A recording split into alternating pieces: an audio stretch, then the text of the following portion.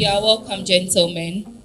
And so, in our discussion of free markets, we would like to hear from you what you think about the free market philosophy as a purpose or a tool for world creation. Thank you. I think when it comes to free market philosophy, basically the free market is about a situation or a system where ownership of goods and property lies in the hands of private individuals, or when prices of goods and services are mainly left in the hands of forces of demand and supply. Now, what we are saying is that unlike a socialist or a regulated system where the government controls how goods and services are priced, when it comes to a free market philosophy or system, it is the forces of demand and supply, the buyer and the seller. They are those that are in charge of determining how much the goods and services are to be sold. Thank you. Essentially, that is what the free market is about. Thank you very much. Anybody else to add up? As for me, I would say free market philosophy is like an economic system that consists of a voluntary market based on demands and based on demands that alter production with no or little government intervention. And in this kind of system, the people have the free will to make decisions.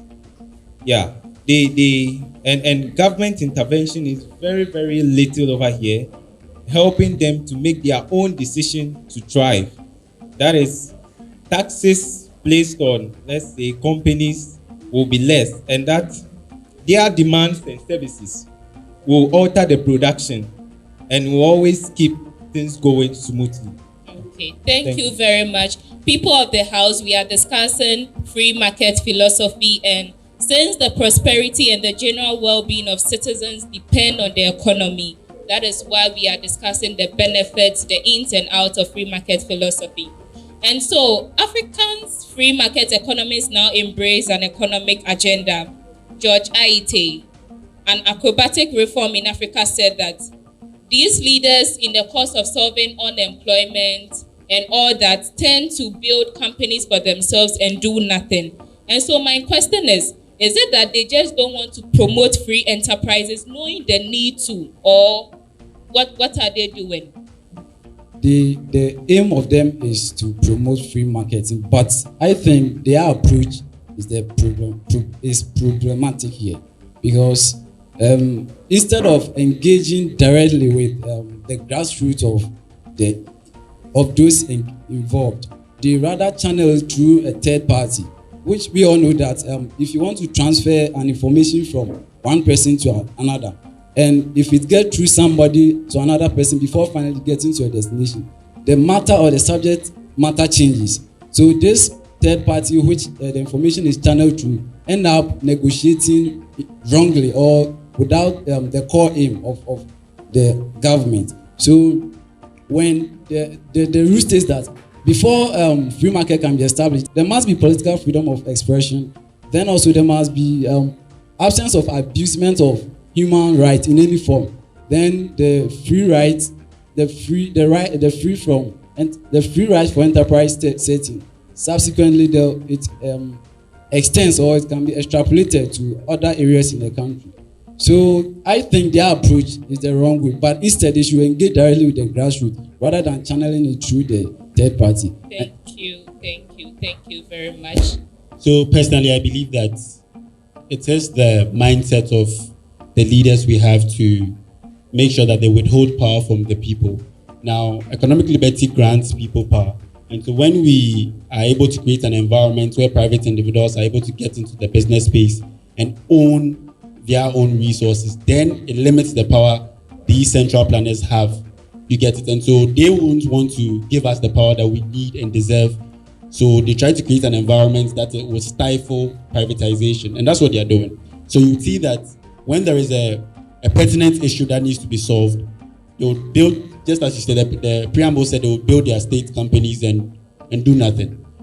the track record is there to show that state companies are a bit more less productive than private companies. And so it's important that we understand that they do this because they want to rob us of the power that we have.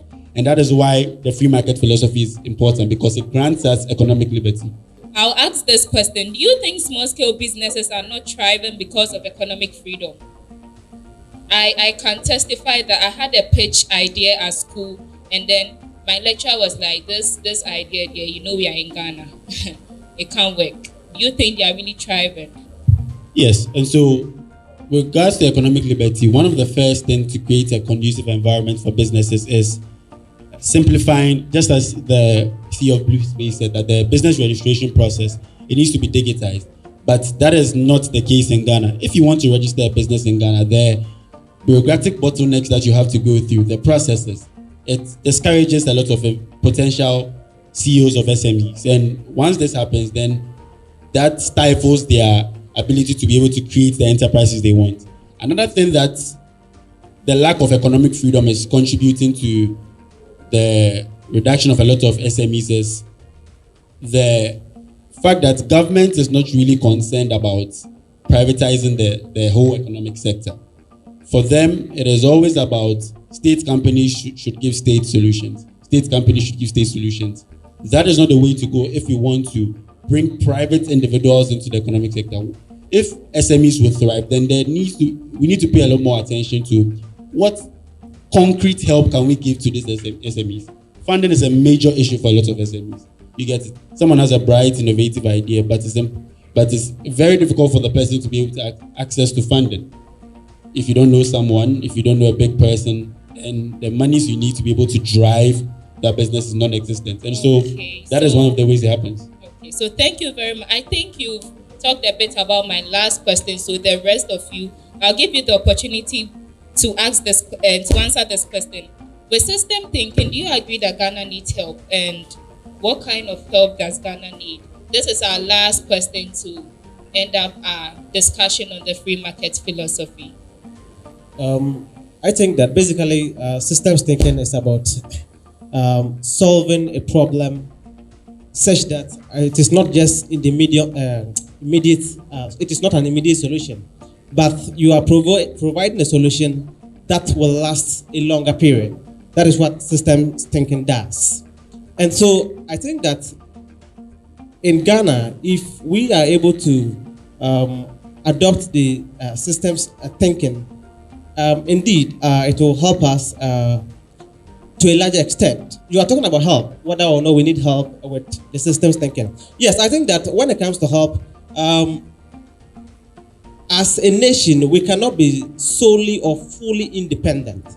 And so, despite the fact that we may be thinking about providing long-term solutions to problems, there comes a time where some certain issues we may need help. For instance, we are talking about free market philosophy, and so with help with the free market philosophy, is it that the government should leave us? That is what the help I'm talking about. The government should leave us no intervention or little intervention. I think sometimes some little intervention from the government may be good. For instance, you see, currently what we are experiencing, we understand that there's a global challenge. Globally, price of goods and services are rising, because of this Russia-Ukraine war and all of that. But when you come to Ghana, especially, to some extent, business people are also contributing to the problem we are having. Yes, they are also taking advantage of the situation to just escalate prices anyhow, and they will blame it on the situation we have. And so, if the government, in situations like that, comes in with some intervention to control how we conduct business or how we price goods, I think that may be helpful. Thank you very much to Aaron. I also side with that of the little intervention. You see, system thinking is like a holistic approach to solving a problem. And we have a lot of things in the system thinking. We have something like big picture thinking, strategic thinking. We have bottom line thinking. Ghana has been through the mill for so many years. And we already know our bottom line. At least we should rise above. We realize that people are taking advantage of the depreciation of the cities to increase prices in the market right now. Last time someone asked of oil, it was 400 cedis. No, it was 40 cedis. Now it's now 100 cedis. So the government can come out and say no, something should be done. That's a little intervention. And about the system thinking again for small scale businesses. I am a student right now, and I am a computer science and engineering student. Okay, through system thinking, I've studied my school, and I realized that students go out there to download video tutorials just to better their skills in school. And to download them, they need downloaders, right? Yeah. So I've taken that case study for 1 year when I was in level 200. So I came up with a system called Voila. So this system was able to solve just the student's problem. Just then, I thought it was just for the student, but as time went on, I heard that it was also operating in KNUST, and now it's operating in India. Yeah. So in order to sustain that kind of application, I first used a free hosting, but due to this Ukraine-Russia war, I was being billed.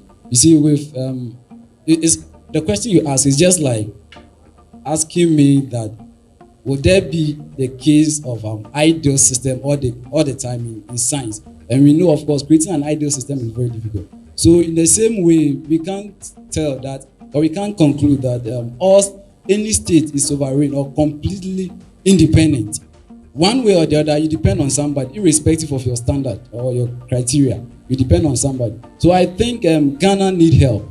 And then this kind of help we need is not the monetary or the expert, because we have had series of them over the years. And what has it done for us? Nothing. So the help we need now is internal help, our own cognitive way of doing things, our thinking. The help that we can do for ourselves at this critical point is the cognitive ability that we possess. Okay, thank you very much. Please, we can do it better for our panelists.